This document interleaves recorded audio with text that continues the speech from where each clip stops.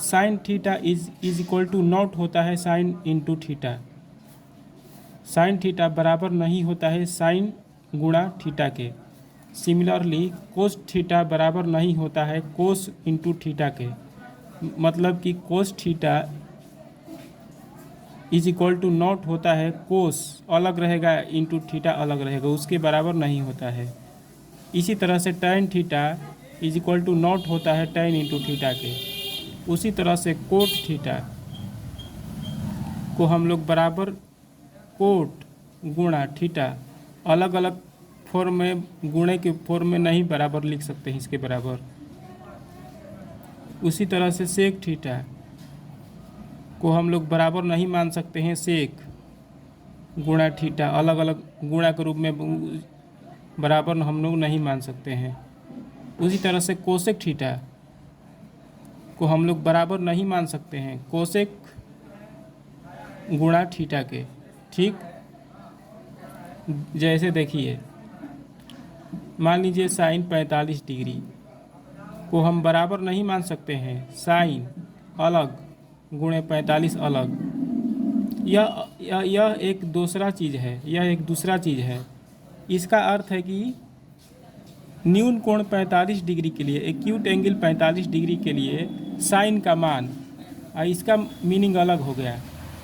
इसका मीनिंग हो गया साइन इंटू थीटा अलग। ठीक, इसी कारण से हम लोग बराबर नहीं मानते हैं।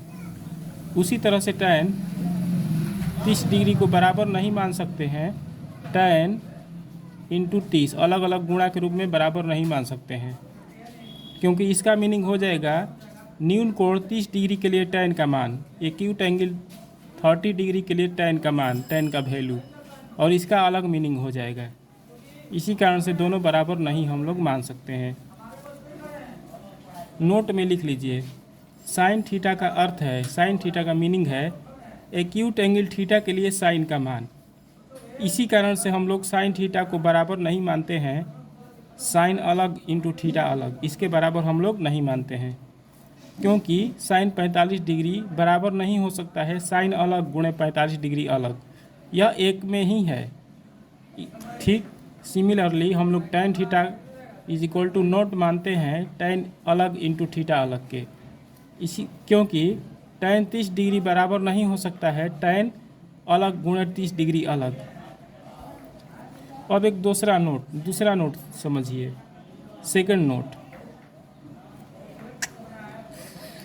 साइन स्क्वायर थीटा बराबर नहीं हो सकता है साइन थीटा का स्क्वायर।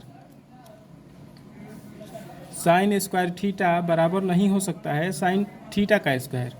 यह अलग चीज़ हो गया, यह अलग चीज़ हो गया। इसी कारण से यह कथन गलत है, इसी कारण से यह बराबर नहीं है।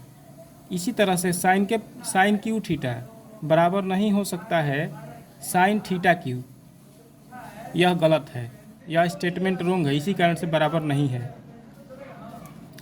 लेकिन साइन स्क्वायर थीटा बराबर होता है साइन थीटा का होल स्क्वायर के, यह सही है, यह स्टेटमेंट जो है सही है। साइन स्क्वायर थीटा बराबर होता है साइन थीटा का होल स्क्वायर, ऐसे घेर कर होल स्क्वायर करिएगा तो साइन स्क्वायर थीटा के बराबर माना जाएगा।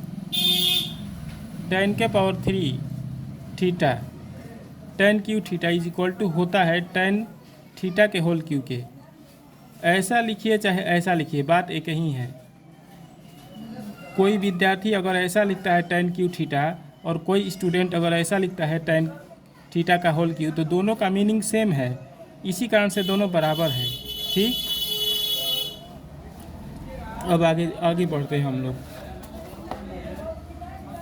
एक नोट में देखिए, नोट कर लीजिए इसको, if sine theta is equal to X by Y, then मान लीजिए कि साइन थीटा बराबर दिया है एक्स बटा वाई, तो एक्स क्या होगा, एक्स होगा हाइपोटेनस और वाई होगा एक्स होगा परपेंडिकुलर और वाई होगा हाइपोटेनस, होगा कि नहीं? तो बताइए y बड़ा होगा कि x बड़ा होगा? क्लियरली y बड़ा होगा, क्योंकि y हाइपोटेनस है और हम जानते हैं कि हाइपोटेनस राइट एंगल का सबसे बड़ा साइड होता है। इसी कारण से y बड़ा होगा तो y की ओर ऐसे कर देंगे, बड़ा का चिन्ह y की ओर लगा देंगे, क्योंकि x परपेंडिकुलर हो जाएगा, y हाइपोटेनस हो जाएगा। ठीक, इसको नोट कर लीजिए। y क्या कहलाएगा? y कहलाएगा हाइपोटेनस, x कहलाएगा परपेंडिकुलर।